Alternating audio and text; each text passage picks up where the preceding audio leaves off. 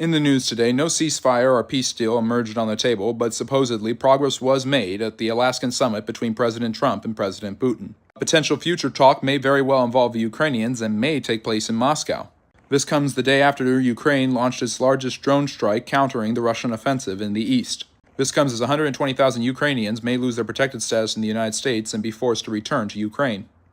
A federal judge has blocked the Trump Department of Justice from appointing its own police commissioner in Washington, D.C. amid the National Guard's takeover. As inflation ticks up, wholesale vegetable prices are up nearly 40% from a year ago in the United States. Meta is under fire after it was revealed that their AI chatbots were allowed to have romantic conversations with minors. Amid his dispute with Sam Altman, ChatGPT, and OpenAI, Elon Musk is considering suing Apple over giving supposed preference in the App Store to ChatGPT over Grok. And finally, Taylor Swift is set to release a new album, The Life of a Showgirl, on July 9, 2026. In the news today, ahead of his meeting with President Trump at the White House tomorrow, Ukrainian President Volodymyr Zelensky says that no territorial concessions can be made to the Russians. For his part, President Putin has expressed interest in taking control of the Donetsk region and leaving the other three regions of southern Ukraine alone, while also allowing the Ukrainians to partner with the US and EU for military buildup. The head of the EU, Ursula von der Leyen, has said that Ukraine needs to be a, quote, steel porcupine in its buildup against Russia, promising that the EU countries will help militarize Ukraine against Russian offenses. Von der Leyen, along with the head of NATO, Mark Rutte, France's President Emmanuel Macron, the President of Finland, and Keir Starmer, the British Prime Minister, along with the Chancellor of Germany, Merz, are all scheduled to join Zelensky at the White House. Gazan visas to the United States are being blocked by the State Department, according to its head, Marco Rubio. With President Putin claiming he would not have attacked Ukraine if Trump had been in office, President Trump is also reporting that President Xi told him he would not attack Taiwan as long as Trump is in power. As trade talks with the U.S. fell through, India will meet with China and its foreign minister Wang Yi tomorrow. In the news today, as he comes under fire for what many perceive as too warm of a welcome to Vladimir Putin, President Trump has announced that rather than go for a ceasefire, peace talks will begin soon between Russia, Ukraine, and the United States. Despite initial critiques of a Trump-Putin meeting, President Zelensky will be visiting the White House on Monday with several European leaders rumored to join as they move forward with peace talks. President Putin is indeed offering to give up claims, supposedly, to the Kherson and Zaporizhia region if the Ukrainians will give him all of Donetsk and the Donbass region. This comes as the American First Lady penned a personal letter to Putin, evoking children and demanding an end to the war. Aaron has been updated to a Category 5 hurricane as it moves north of Puerto Rico and towards the eastern coast of the United States. 31 people are dead, including 7 children and a pregnant woman in Darfur after a church was attacked by the RSF. The National Guard will soon be arming themselves, and hundreds are coming from West Virginia to aid in the Trump administration's cleanup of Washington, D.C. And finally, an independent judiciary commission is allowing the Trump administration to fire 90% of the workers of the CFPB.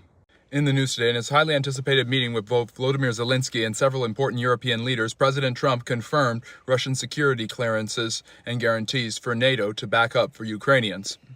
Trump welcomed Zelensky warmly into the Oval Office and met with him an hour before meeting with the rest of the European leaders. The relationship with the two men seems to have improved and is night and day from what it was in February.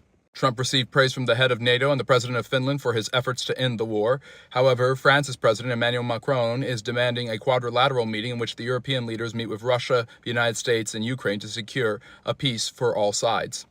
Trump has also reasserted that Ukraine must not be able to join NATO and that territorial concessions would be made, and called Vladimir Putin in the midst of his meeting with the European leaders. President Trump is also calling for an end to mail-in ballots, which he believed cost him the 2020 election. James Comer and the House Oversight Committee will begin receiving Epstein file documents and releasing them to the public starting Friday. Trump's former Attorney General at the time of Epstein's death, Bill Barr, said Trump had no wrongdoings in the Epstein case. In the news today, with the 250th anniversary of America coming up, the Trump administration's audit of the Smithsonian and other historical museums is demanding that they focus less on slavery and more about the positive aspects of American history. The Department of National Intelligence has revoked the security clearances of 37 officers for supposedly being part of the Russia collusion narrative. They are also cutting down their workforce by 50%. The days of a socialist government in Bolivia are numbered, as the center-right and far-right party are headed to a runoff later this year. As it targets a new assault on Gaza City, Israel is also targeting the West Bank, with new settlements being approved of by the Israeli government. Russian hackers released data from Ukraine saying that the casualties in the war have increased every year and are at 1.7 million. The Ukrainian government rejects this, citing Russian disinformation and propaganda. The governor of the Federal Reserve, Lisa Cook, joins Adam Schiff and Letitia James in being recommended to the Department of Justice for mortgage fraud investigation. And finally, a third federal judge has refused to release grand jury testimony from the Epstein trial, this one in New York.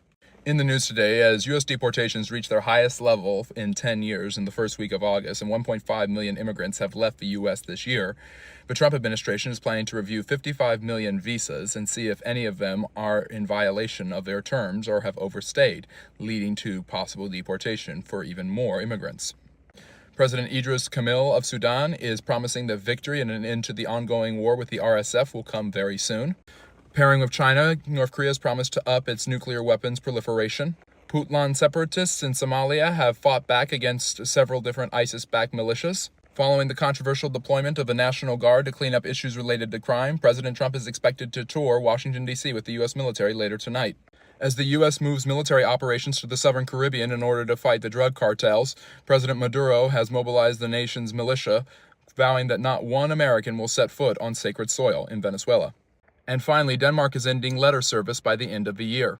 In the news today, former Trump National Security Advisor John Bolton, who has become a huge critic of the president, had his house raided for classified documents relating to national security by the FBI.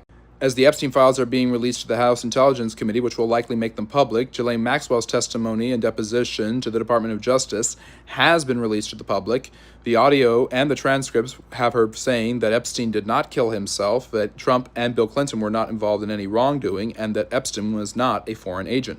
As the National Guard is armed in Washington, D.C., the Trump administration is considering releasing the National Guard to clean up crime in Chicago and New York City. A bus carrying 50 passengers crashed in New York State, with several dying, including several children. Jerome Powell's speech, indicating that rate cuts may be coming in September, saw the stock market surge, with the Dow Jones hitting a new high. A federal judge has ordered Alligator Alcatraz to be shut down and no new construction due to environmental concerns. And both California and Texas are moving forward with congressional redistricting. In the news today, 2.8 million Americans aged 13 and above consider themselves to be transgender. Junta forces have banned 3 political parties in Guinea. 1,700 National Guardsmen, who are now going to be armed, are being sent by 19 states to assist the Trump administration in its cleanup of crime and immigration.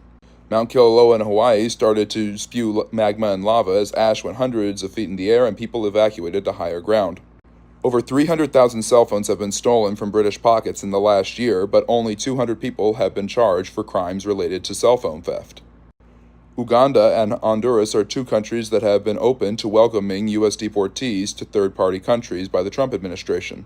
As he was released from Tennessee custody and awaits a trial in Maryland in January, Kilmar Garcia was warned by ICE that he may very well be deported to Uganda. Cracker Barrel stock and sales took a huge hit after a rebranding campaign seems to have failed, with many advocating for the old retro form of Cracker Barrel instead of new modern upgrades. In the news today, an Israeli attack led to an explosion in Sana'a, Yemen, most likely against the Houthis. Members of the Mali military, the VPD, have fled to Niger following attacks by the jihadi JNIM. Puntland forces in the east of Africa and Somalia have also fled following attacks from Islamic State-backed militias.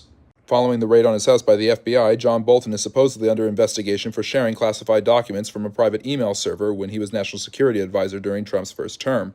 As Governor Wes Moore seeks to redistrict Maryland to favor Democrats more, President Trump has slammed the Maryland governor, saying that he lied about his Bronze Star from Afghanistan in order to win votes. As the ruling was upheld, President Trump celebrates the victory of the dismissing of a supposed excessive fine from his civil case in New York for $484 million. Russia and Ukraine seem to be entering an impasse as President Zelensky authorizes more strikes, saying that only Ukraine can determine its destiny, while the Russian foreign minister has also said that Zelensky cannot make peace because he is not the legitimate leader of the country.